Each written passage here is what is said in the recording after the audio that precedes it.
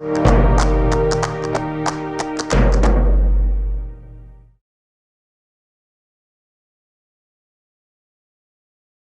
you very much to the Clark Art Institute for making this happen. I know these are very challenging circumstances, and I share my fellow fellows in expressing my gratitude.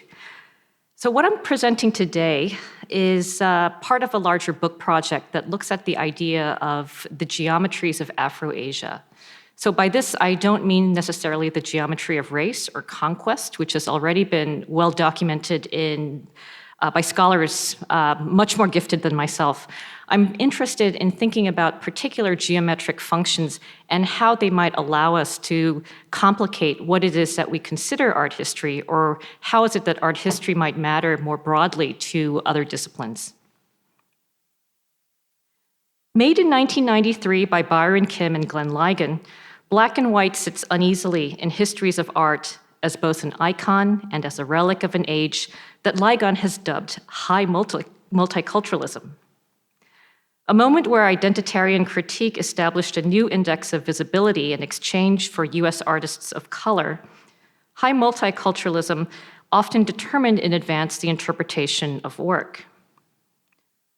Black and White is based on Flesh, an earlier work by Kim consisting of 16 identically sized rectangular panels. All are painted in colors designated as flesh-toned by various paint manufacturers. And it became black and white after Ligon painted an identical number of panels in various commercially available shades of black. Consistently interpreted as a critique of modernism, of racialization, and abstraction's role and place within both regimes, black and white appears to lend itself to quick and abundant description. But abstraction has a particular relationship to questions of attention, perception, and action that lies at the heart of black and white. The work is an iterative proposition spiraling outwards rather than simply repeating and reinforcing a centralized set of utterances concerning abstraction's ontology. Although mostly regarded as an effort to infuse racial difference into the deracinated category of abstract painting, or as a critique of reductive approaches to race, black and white is an argument for abstraction as embedded in habits, routines, and rituals sustaining multiple structures of regulation as perpetuated through discourse, technology, and politics.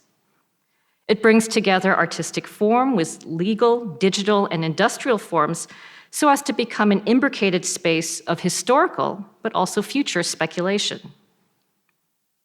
Abstraction, according to black and white, thus reemerges as a type of cognition requiring our audiences to acknowledge as structurally related models of abstraction that are, on the face of it, incongruent or even oppositional.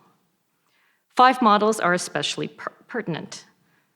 The first is abstraction as defined in histories of modern and contemporary art, particularly discursive formulations that valorize abstraction as a vehicle for autonomy, universalism, and transcendence. Even as such an approach celebrates abstraction as being uniformly accessible to viewers without regard to circumstance or experience, the process of valorization, as many writers have noted, is a function of accumulated exclusions. The second model emphasizes abstraction as a tactical refusal of representation, a matter of intensified significance in the era when, as Ligon describes, no other reading of the work was possible except through the lens of multiculturalism. Among the most extensively discussed artists in connection with the fields of Asian American and African American art respectively, Kim and Ligon, working together retroactively, provide a solid pretext for bringing the incisive discussions about subject-object relations, race, humanity tensions, and agency structure questions that so vivify Asian American and African American art writing respectively. Rhetorical abstraction, the third model, is a practice of deliberately abstracting specificity that, when applied to fields such as law, can disproportionately affect non-white bodies. The force model concerns the appropriation of abstraction by a market economy denoted, for instance, by fashion and beauty industries appropriating minimalism and its visual analogues to create new demand for its products. Perhaps least examined is the fifth model, where abstraction both helps sustain a feedback loop between technology shifts and culture, and which is acutely symptomatic of a new teleology which condemns all life to become manipulated data. Does the ability to recognize modernism depend on recognizing the role of visualization in organizing humans using prefabricated categories like race, or to look at humans as modular units? Black and white does not suggest that the two cognitions are identical, but only that these capacities are integrated. My argument draws from embodied cognition, a field partly shaped by studies of color categorization strongly resonating with the logic of black and white. In Ways of Coloring, a widely cited study published a year after the work's creation, philosopher Evan Thompson, neuroscientist Adrian Palacios, and biologist Francisco Varela ask, which came first, the world or the image? Contending that colors are not labeled properties in the world to be recovered, nor are they, in their words, internally generated qualities projected onto the world. These three define colors as properties of the world, resulting from actor-environment co-determination, a word we might also use instead of collaboration when discussing black and white. If Byron Kim's panels successfully reflected industry's attempt to project onto the world a circumscribed image of humanity, as well as unintentionally dredge up the eugenicist history of skin color that sought to quantify race as a proportion of black, yellow, red, and white, Glenn Ligon's edition of Variable Blacks is a response to that world via image. Also instructive is the concept of systematicity proposed by Jerry Fodor and Zenon Polishin, where the ability to understand or reproduce language is linked to the ability to understand and reproduce language of like structure. Thus, the primary task is not merely to identify existing connections, but to discern how the capacity to perform certain cognitive abilities implies a like capacity to perform other structurally related abilities. As a heuristic for thinking about artistic action, systematicity fleshes out how black and white forwards a more expanded view of abstraction than what is typically accepted within the domain of art history. Provisionality, rather than essentialism, is internal. Byron Kim has been frank about his intentions of wanting to disabuse history from its attachment to modernist notions of autonomy. He singles out monochromy from other forms of abstraction because, in his words, it has that little bit of something beyond life. If they didn't, then these monochromes would be just what they are, nothing, really nothing. For him, the monochrome figures as a zero-sum game where it either has a verifiable claim to another world in addition to the one it inhabits, or where it completely folds into the world as a self-canceling literalism. In another essay, Kim observes how, in a second, this is his words, a whole room full of Ad Reinhardt monochromes can collapse into nothing more than what they are, just a bunch of black squares. Ligon, for his part, reads modernism as tied to the capacity to understand how visualization works, a connection his panels emphasize by how they reorient the horizontal black monochrome that started life as the erstwhile punchline of Paul Bilot's 1882 joke, which became a touchstone for modernism's origin story. Recognized as the first intentionally monochrome painting, the title of Bilot's work, which you see on the left, concretizes the racialized origins of abstraction, which Ligon's vertical panels resurrect. In his panels, Ligon unravels into an endless debate, the non-referentiality associated with the use of black in abstract painting. Is black a force, as Henri Matisse described? Is it a synonym for darkness, as Vasily Kandinsky voiced?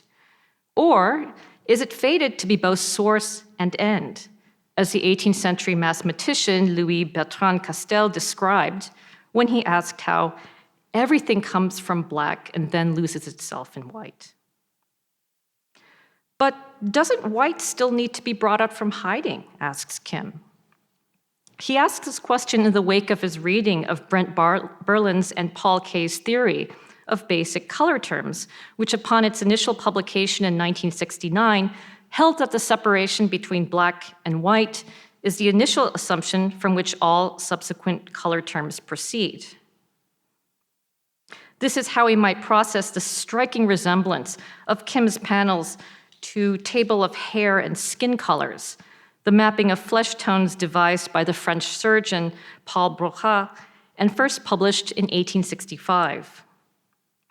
Well known for his contributions to physical anthropology through his invention of measuring devices, Broca developed a chart of 34 narrow rectangular panels, each of which he numbered and ordered in a grid, with the darkest shade in the bottom left-hand corner and the lightest in the upper right-hand quadrant.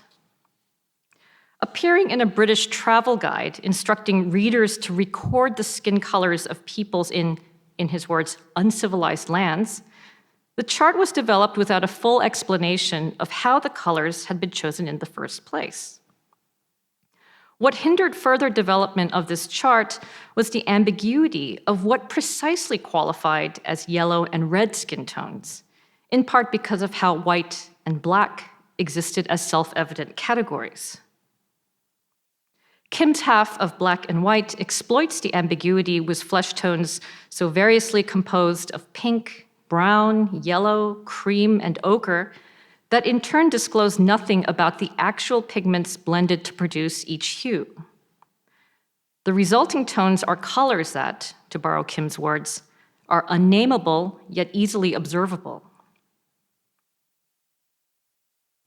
Consider Synecdoche, an earlier work by Byron Kim.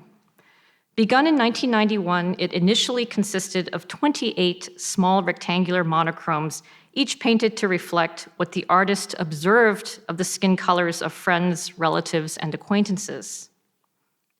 Critic Helen Harrison described an early version as portraits seen in extreme close-up. Her remark inadvertently calls attention to the dance between proximal and distal viewing that enable viewers to see the works beyond the register of symbol. When seen as excerpts of flesh, the panels imagine us peering into a microscope at magnified specimens. But unlike a specimen forced by a microscope to disclose its inner network of cellular movements and hidden stratifications, the panels of black and white are maddeningly smooth, without pores, crevices, or hairs. The absence of detail may be yet another symptom of the monochrome that pushes back against the reader bent on excavating meaning from its smooth facade. But it also pushes back against the phenomenological position which would have us believe that what we see is integrated and replete with specificity.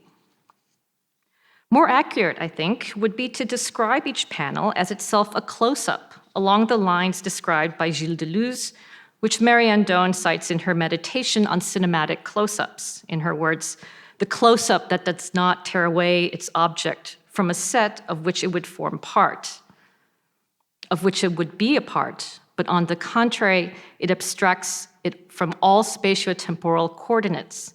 That is to say, it raises it to the state of entity. That word, entity. It brings us to the aspirations reserved especially for the grid, which reconfigures viewers and makers into new sets or groups that defy teleological timelines and binary categories of local and global or national and international.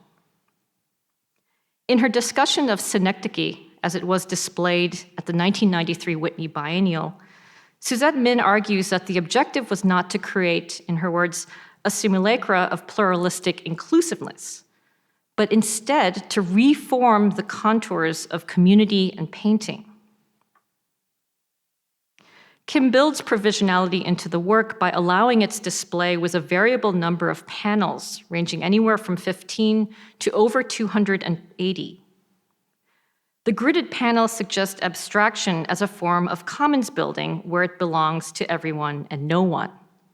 The generality of a colored panel makes it uncopyrightable, which its internal structure accommodates all skin tones. At the same time, it is the grid's twin pretenses of commonality and accommodation that trigger suspicion. Philip Bryan Harper writes, for instance, of how that, in his words, the ostensibly innocuous grid is effectively an avatar of the white masculine form itself, whose own supposed generic representative character has made it the archetypal image of everything from the citizen soldier to the prospective consumer. For corroboration of Harper's point, we might turn to the role of grids in the law, which legal scholar Pierre Schlag describes as occurring when law is framed as a field, a territory, a two-dimensional space that can be mapped and charted. Its primary operation is domination, as the grid keeps dividing into subparts that require the judge and the jurist to police the boundaries of the grid, which Schlag terms border control jurisprudence. The predictable coherence of the grid becomes an alibi, then, for certain kinds of violence justified in the name of preserving the grid's compositional stability. Schlag remarks that it is when the legal self is left off the grid that the legal practitioner is removed from responsibility for the worldly consequences of his actions. To believe that the grid by definition is an avatar of whiteness is a logical jump that needs blind faith to make it vaguely plausible. But Harper and Schlag insinuate similar arguments, and that is how particular forms become templates that ground various claims of possession, order, and domination. There is a barrenness to the grid alluded to by the spare demeanor of black and white. Compare its number to Synecdoche, which in its fullest form consists of over 280 panels. In contrast to Synecdoche, which can read as a mass too great to count, black and white, which you see on the right, hovers on the edge between scarcity and adequacy. The 32 panels of black and white are just enough to keep the work from a monotony that might collapse the paintings into banal objecthood. The number reads as persistence, a continued claim for presence despite pressures to be absent. It points then towards an ethics of resilience. In addition, the panels of black and white are not so few as to be monumental in the way that early monochromes conveyed monumentality through the intentional lack of quantity, where one or two canvases hung by themselves on a vast expanse of blank wall. The narrow interstitial spaces separating each panel in black and white causes the array to appear centrifugal. Surrounding wall space acts as a frame for the work, encouraging viewers to read each panel singly or as part of a whole. In another version of black and white, however, the margin between each panel is wide enough so as to reverse the centrifugality activated by the tight massing of panels. Here, panels appear to spread across the wall at a steady, if somewhat slower pace than the proliferation suggested by Synecdoche. Despite the elasticity of interstitial space, it does not erase the division so indelibly cast by the contrast of color, and more specifically, color substrate of light. Nor does the widening of the gap bestow onto the single panel the powers of distancing that even very small monochromes, as you see here, can sometimes exert. The margins surrounding each panel in black and white mimic how Alphonse Allais demarcated a perimeter outlining Bilot's objectionably titled work on the left in order to signal to readers that they were viewing a reproduction. Encased in their own frames, each panel in black and white reads as an iteration of the other. We too behold reproduction, where it is abstraction that is being proposed as the copy. Black and white, then, is also an act of non-cooperation. Not only was received histories, but also was the binary of protest and compliance within which the politics of art is frequently enclosed. By composing the work as two equal halves, Kim and Ligon problematize adjacency, or at least point to when it becomes a problem. Ligon's half looks like an avatar of Untitled. I feel most colored when I am thrown against a sharp white background. His etching from 1992, named after a quote from Zora Neale Hurston's 1928 essay, How It Feels to Be Colored Me.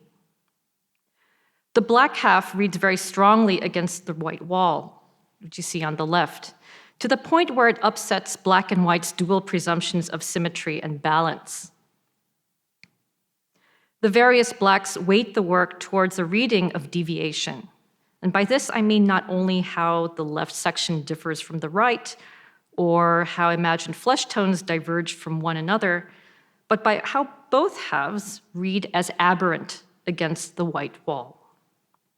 How this becomes a predicament is clearer when reading what Yves Klein had to say about formal color contrast, that it, in his words, forces the viewer to see the spectacle of the struggle between two colors, or their perfect harmony. It's a psychological situation, a sentimental and emotional one, which perpetuates a kind of reign of cruelty, his words. Harsh words, these. But cruelty aptly describes what bodies of color are made to endure. Only when one acquiesces to the false harmony of the kind Wendy Brown discusses in her polemic against conventional ideas of tolerance as an exercise of hegemony is survival possible. The alternative is perpetual warfare and therefore death. Little wonder then that the neat parceling of rectangles appear like troops lining up for battle. These repetition of forms presage madness, including that which comes from having to suppress variability in order to align with a certain order. The madness, if one can label it that, becomes more visceral when thinking about the work's title, Black and White. It tweaks black or white, the name of Michael Jackson's popular 1991 song, whose annoyingly upbeat refrain, "Don't matter if you're black and white," was a veritable anthem for high multiculturalism. The accompanying short film was especially memorable for its climax, showing Jackson transforming dance into an instrument of unfettered fury, presaging the spontaneous eruption of swarming, heaving, and slumping bodies of the Los Angeles riots of 1992. But also notable was the frequency of Asian Black adjacencies in the video where the song is timed to open with Jackson leaping from one scene of West African dancers to another of Thai performers. The much-discussed middle sequence of morphing faces begins with a heavy-set, short-haired East Asian man mouthing Jackson's lyrics, which then dissolves into the face of a light-skinned young Black woman, both of whom are intoning the song's title as if possessed. Don't matter if you're black and white. It becomes the temporary space where Asians matter, a point that maps onto how multiculturalism afforded more visibility to more artists of Asian descent than virtually any other phenomena in recent US culture. Despite its cheerful optimism, however, the video repeats the Euro-American racial map whose antipodes are Asians and Blacks. Not much has changed, it would seem, since Émile Cohl's film, The Neo-Impressionist Painter from 1910. Hailed for its experimental use of color, it is the tale of a studio visit gone strangely well. On the left, you see a cunning painter, the protagonist, presenting to a collector several cutout animations of monochromes in various colors, including a maize-hued rectangle depicting a caricature of a Chinese man that French viewers at this time would have readily connected with the myriad editorial cartoons depicting a Qing empire at the mercy of Japanese and European imperialist powers. The painter then teases the collector followed immediately by a completely blacked out screen. So the progression here is from left to right. So on the left, he is toying with one of his black monochromes, and then the screen cuts to a complete blackout. And then you have a still that you see on the far right that suggests how one is supposed to read the blackout screen. The shape and orientation of each monochrome in the film alludes to Bilot's and Allay's images, but the dimensions return our attention to Ligon's and Kim's panels. What initially reads as identical blacknesses feels vaguely threatening, precisely because it models all too well the supernumerary status of black bodies, where one can be switched out for another. The assembly serves as a foil to the existentialism inscribed by the dark monochrome by Reinhardt and his contemporaries. In contrast to the brooding expanses that Reinhardt was somehow able to harness and distill into picture form, the modestly sized panels of black and white hover between deadpan literalism and accessible familiarity. Instructive here is to consider White No. 3, a moderately large black painting made by Ligon in 1993. Part of a series of paintings bearing the title White, the work is the closest Ligon gets to a full monochrome, and thus to the friction between image and text characterizing monochromes generally. Monochrome painting titles are especially notable because of how the apparent evacuation of representation in a monochrome both resists and summons description. It is why, for example, that certain titles appear to will particular narratives onto the monochrome, as in the example of Bilot, and that others do not, such as Reinhardt's choice to call his works simply abstract painting or simply untitled. By calling a black monochrome white, Ligon reinforces how certain words are so encumbered with associations that the most direct means of invoking its presence is to summon its opposite. As our eyes adjust to the world of White No. 3, what eventually stands out is not all over blackness, but the interplay of light and dark. Made by writing and rewriting a portion of text so that it disappears from view, while also becoming more concrete as an accumulation of material, White No. 3 might be imagined as a companion piece to a set of aquatints and etchings Ligon produced in 1992, where two quotes would be reproduced twice, first as a black text on a white ground, and then as black text that appears to suddenly glow out or stand out from a black support. In White No. 3, stenciled letters faintly shimmer through layers of thick black paint. But it is the small pinpoint flecks of white that you see on the right that enliven the surface, whose darkness makes more sense through a comparison with velvet than through the impoverished vocabulary of color. The tactility resonates especially with Robert Rauschenberg's untitled glossy black painting, a larger rectangular monochrome composed of torn newspaper and black paint. Estimated to have been made in 1951, it teeters on the precipice between flatness and volume, with its upturned curls of paper peeling away from the upright surface. But where blackness for Rauschenberg is another basis for exploring the interdependency of haptic and optic perception, for Ligon it prompts thinking about the normative connotations ascribed to light versus dark. When he declares through the work that he calls a self-portrait, how he feels most colored when thrown against a sharp white background, Ligon implies how the supposed neutrality of the white cube space is a light that blinds. Faith Ringgold in 1970 wrote how black art must use its own color black to create its light, since that color is the most immediate black truth.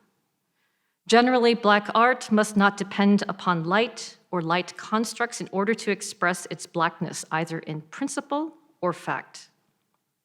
What she is asking is, must we see black against the white?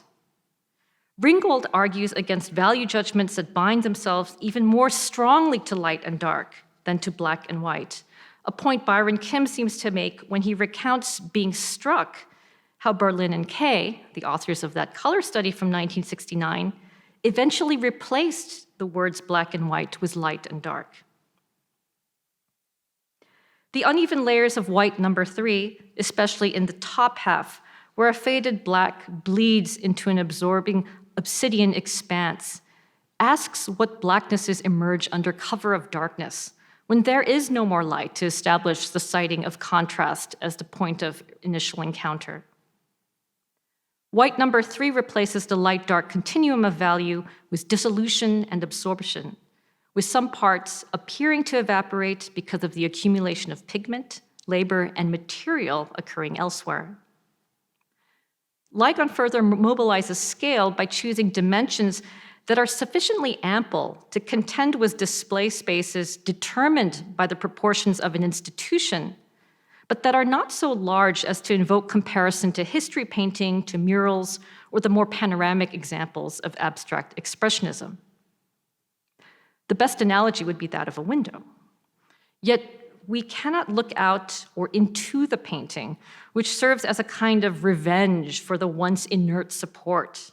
Here the ground absorbs the figure so that the edges of each word collude with each other to produce a roughness that summons the hand of the viewer as assiduously as it deflects the eye from reading what it is Ligon has written.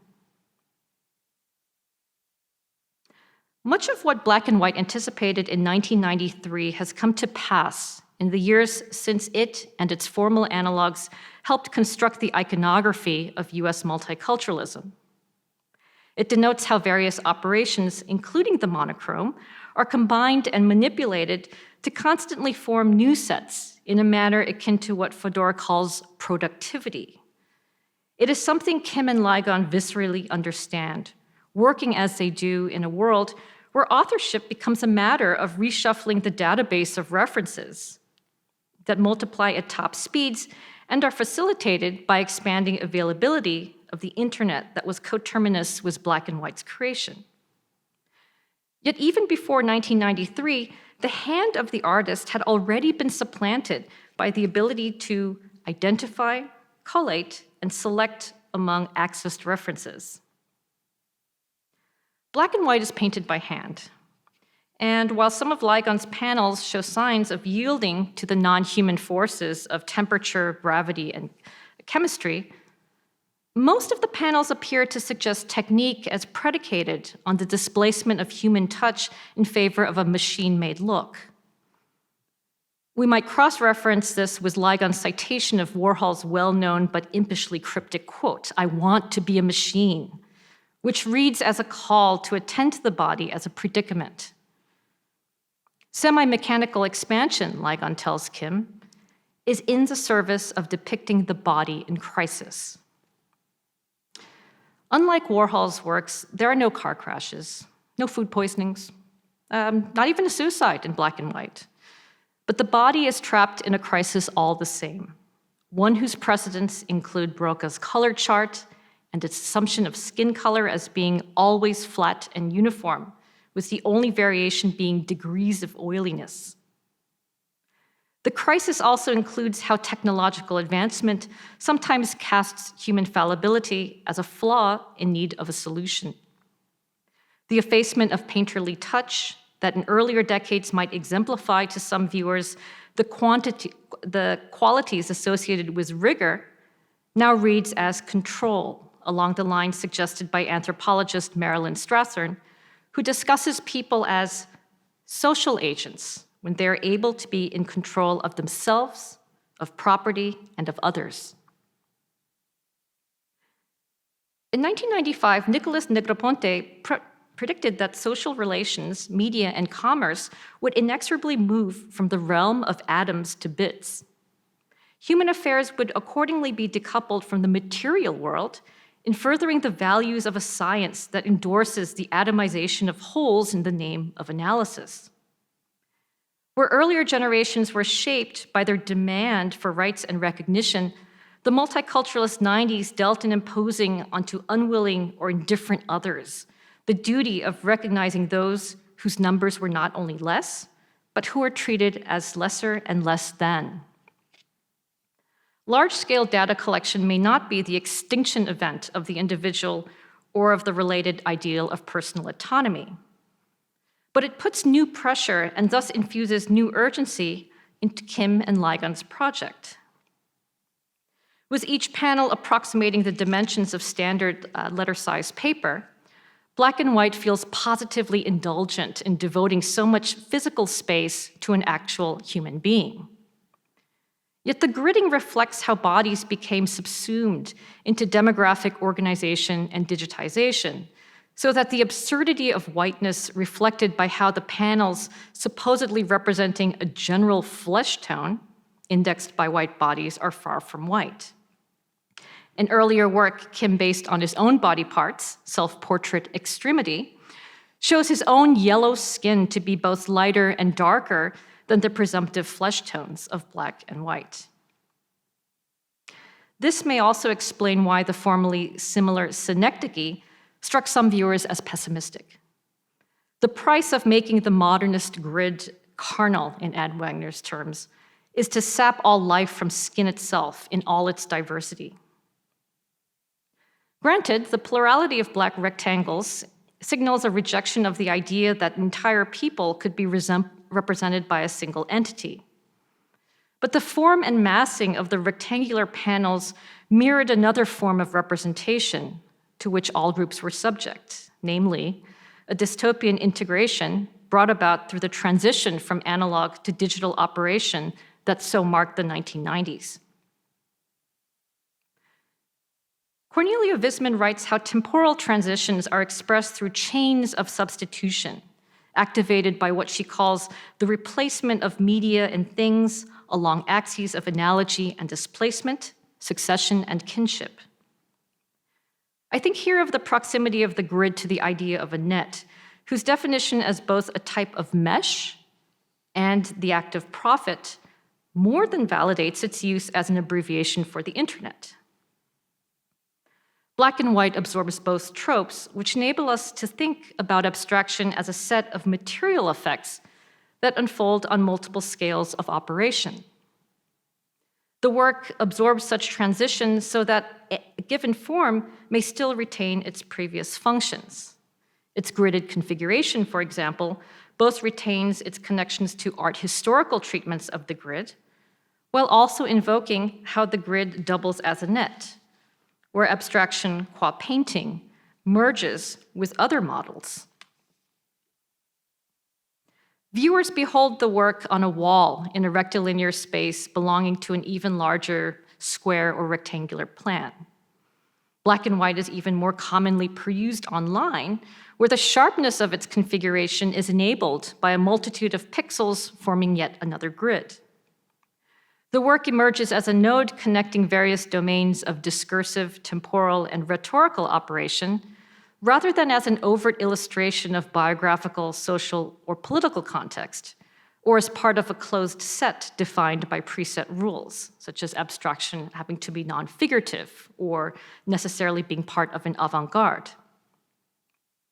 Such iterativeness is central to the unspoken politics of Ligon's and Kim's collaboration, which does not rely on literalism or overtness, but on successive instances of meshing, braiding, and even collapse.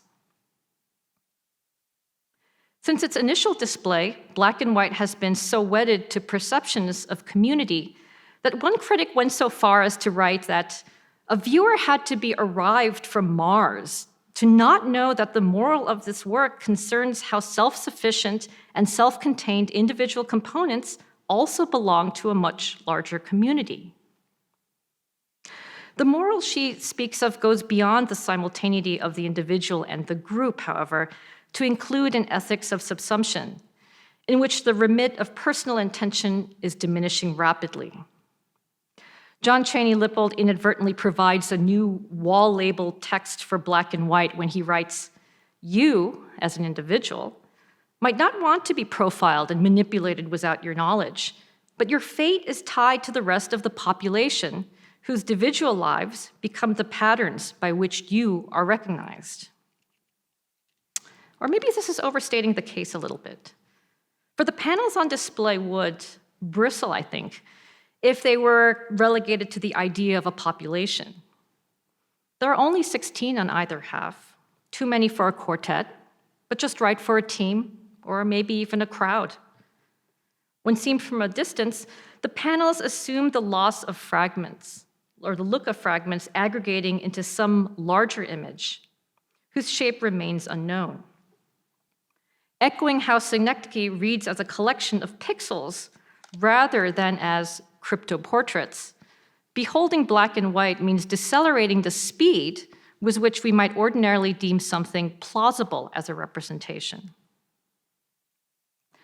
Some of Ligon's prior works make the breakdown of recognition central, where the action revolves around the exchange of one form of recognition, such as reading words on a page, for another, witnessing the transformation, for example, of white space into a prospective black monochrome. Of his Million Man March show that took place 3 years after Black and White, Ligon describes how he dramatically enlarged photographs of the massive show of Black male unity held in 1995 in Washington, D.C., so that an image that initially appeared in a newspaper now had the proportions of a garage door. All the information starts to drop out, he says. The images got darker and darker. They became decontextualized, and I thought, actually, this process of disappearing lets other things appear, he writes.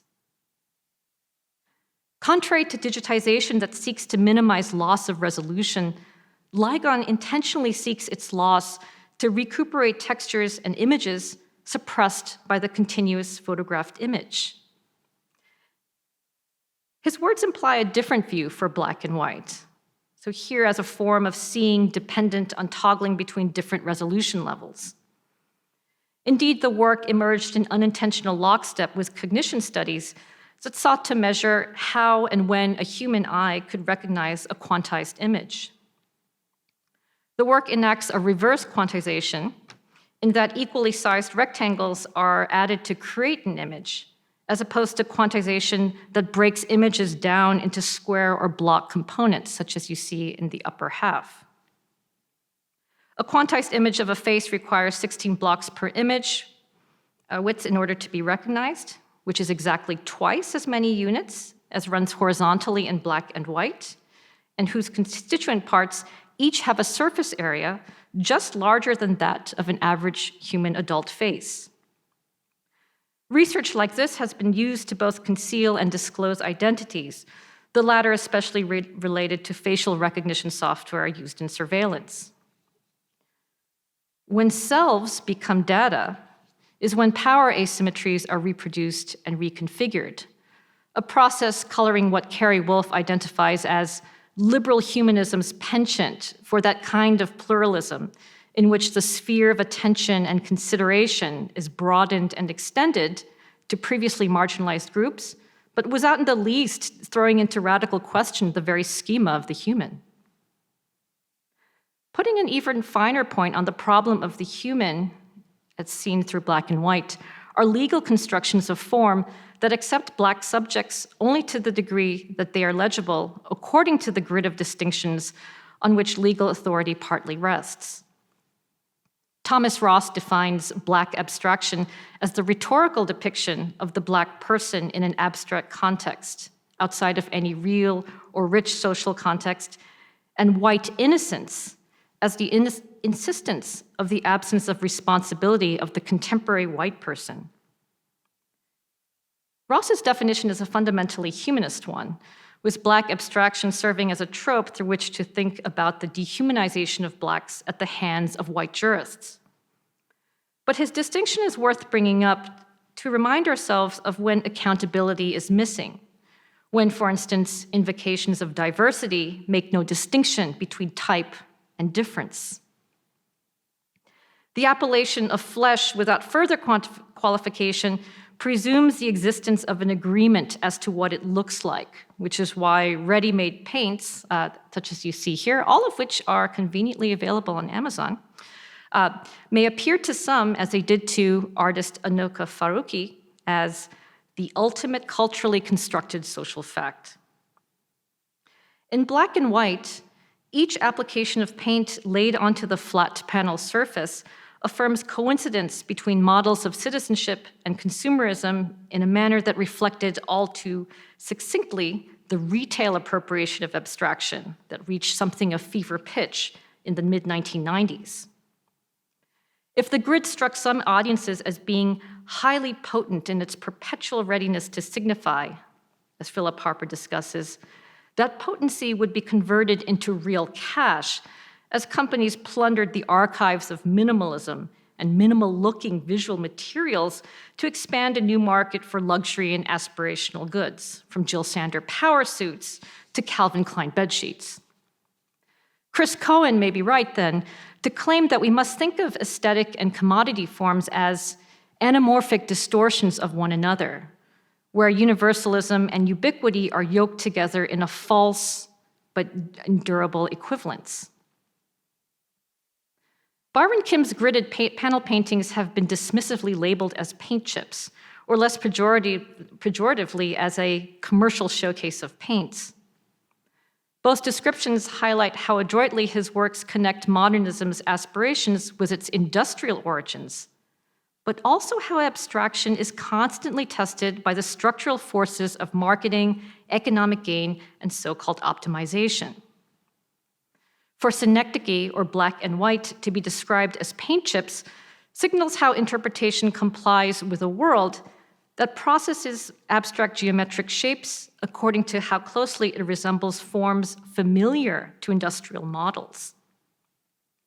Black and white frankly recognizes a setting in which abstraction must operate, in particular, that the idea of a sovereign viewer or creator is itself a mediated fantasy, a suspension of disbelief allowed for the sake of preserving the notion of a historical autonomy.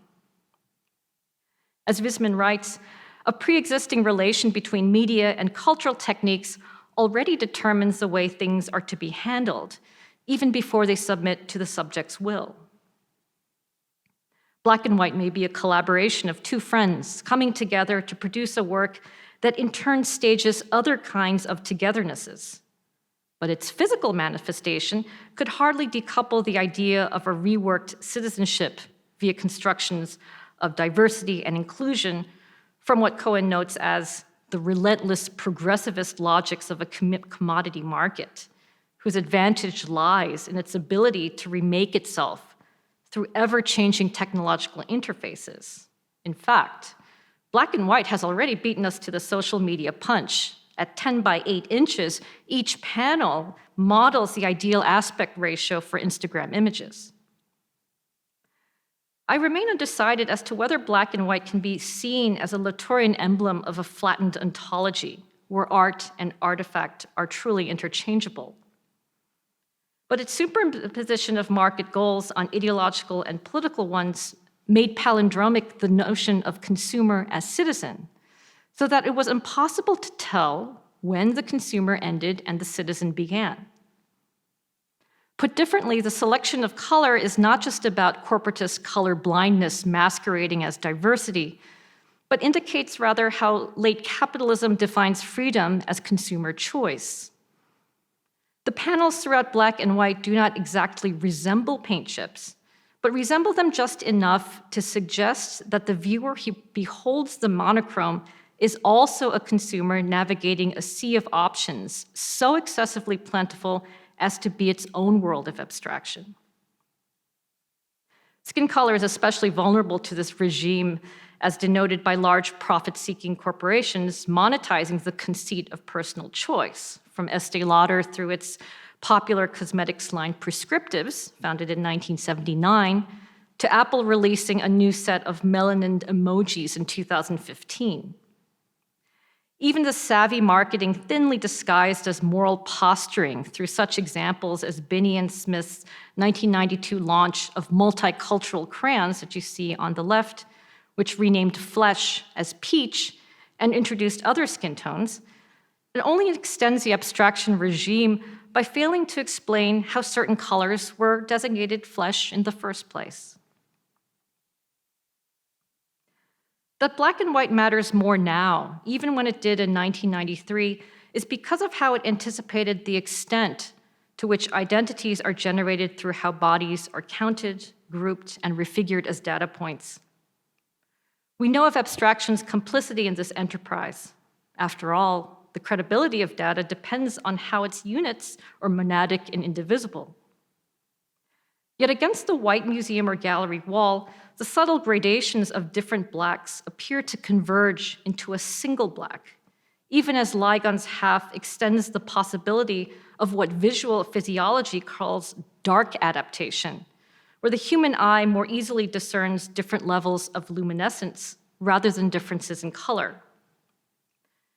Kim's panels, conversely, appear duller than they would be when exhibited on their own, so that black and white reemerges as a challenge the black panels pose to the flesh tones derived from Caucasian complexions. The merging of blacks also make the white wall seem even whiter by comparison. Wall space surrounding Kim's panels consequently assume a sickly pallor, an effect that is especially pronounced in another version of black and white. Visibly raised away from the flat vertical wall, each panel with their beveled edges insists on an attachment to the world of objects. The insistence sounds more like a struggle against a regime of vision that would reduce each painting to the status of data, as evidence that meets the low threshold of proof connected to an abstract idea of diversity. Slight as these canvas edges are, they insistently plead for viewer recognition on the basis that acknowledgement of their material objecthood could establish some kind of accountability, even if it is only to simply think harder about what we see, how it might align with how we sense the work, accounting for the very world that we and it inhabit. Thank you very much.